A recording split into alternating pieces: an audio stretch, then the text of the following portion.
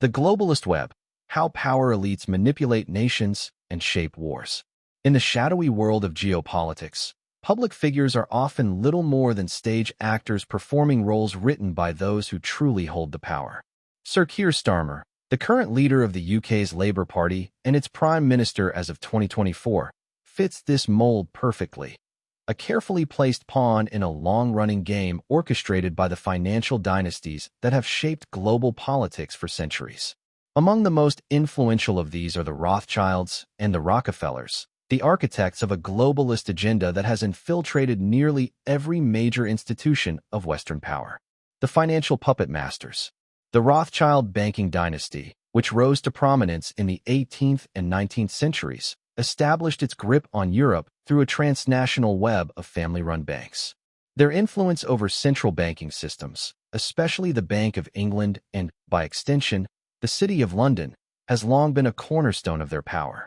The City of London, a unique financial district with legal and political independence from the rest of the UK, operates almost as a sovereign entity. It is here that the British monarchy and broader establishment are believed to be under the financial thumb of the Rothschild network. The Rockefellers, meanwhile, amassed their fortune through Standard Oil in the United States, later branching into finance, pharmaceuticals, and philanthropy, sectors that allowed them to wield soft power globally. Both dynasties have been instrumental in shaping the World Bank, the IMF, and various NGOs and think tanks, creating a tightly woven fabric of control that transcends national borders. Endless war and the machinery of debt. One of the key strategies employed by this elite class has been the perpetual fueling of conflict. Wars create debt. Debt creates dependence. When central banks, privately owned or influenced by elite families, lend money to governments for military spending, it is the ordinary taxpayer who foots the bill with interest. The war in Ukraine is a modern case in point. In 2022, a reported peace agreement between Russia and Ukraine was on the verge of being signed.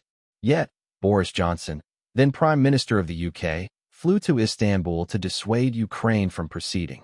The result? A prolonged conflict that has now claimed over 500,000 lives, devastated Ukraine's infrastructure, and poured billions of Western taxpayer dollars into the military-industrial complex. The winners? The same banking institutions and arms manufacturers connected to elite networks.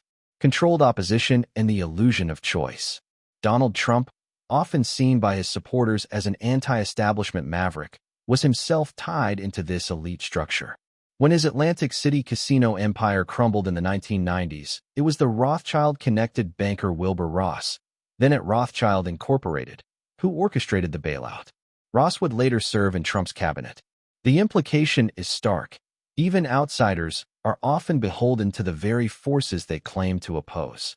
In Europe, chaos has been compounded by open border policies and economic policies that have stretched national resources thin.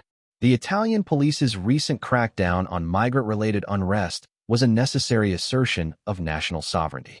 Yet the chaos itself is part of a broader design, a destabilization project enabled by figures like George Soros, Angela Merkel, and now Ursula von der Leyen.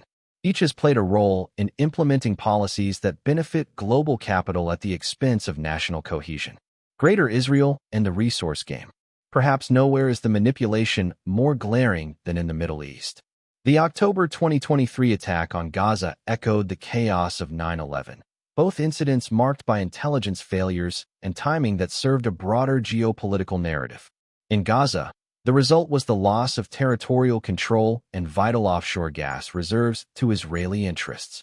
Theodor Herzl's vision of a Greater Israel, a concept rooted in Zionist literature since the early 20th century, is closer to realization, not through diplomacy, but through war and proxy conflict. The terrorist organizations that claim to resist imperialism are often funded through convoluted channels that trace back to Western powers. While their rhetoric speaks of resistance, their actions often serve to justify foreign intervention or secure energy-rich regions. The people suffer, the West sends aid, and the intermediaries, both governmental and non-governmental, profit immensely. Conclusion: the theater of democracy. The public is offered the illusion of choice, red or blue, left or right, east or west, while the script remains the same. Beneath the facade of democratic process and international diplomacy lies a globalist agenda driven by a handful of dynastic families and corporate empires. Whether it's through financial control, endless wars, or manipulated opposition, the outcome is consistent. The rich grow richer, the powerful more entrenched, and the people more burdened by the costs of a game they never agreed to play. Until these hidden hands are exposed and held accountable, figures like Keir Starmer, Ursula von der Leyen, or even Donald Trump will continue to serve not the will of the people, but the designs of the cabal that has ruled behind the curtain for centuries.